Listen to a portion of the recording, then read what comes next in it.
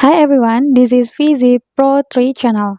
In this video, I'm going to show you step by step how to restore the default theme in Google Chrome on your laptop.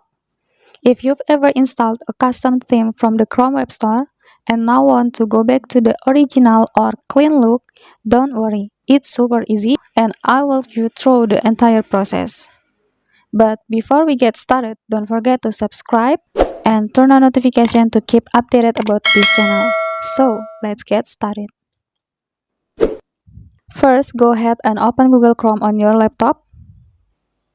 Once Chrome is open, look at the bottom right corner of your screen and you will see this icon. Customize this page. You can click on it. Now, you can scroll down. Now, here's the important part. If you're using a custom theme, maybe a dark theme, a color theme, or a picture-based one at the very top of this page, you will see a button that says Reset to Default. Simply click on the Reset to Default button.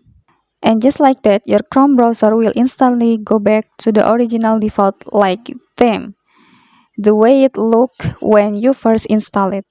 If you are used to seeing a dark themes, you can click Dark or Light for light themes. And you can also choose the color of the display. There are pinks, and then green, blue, and others.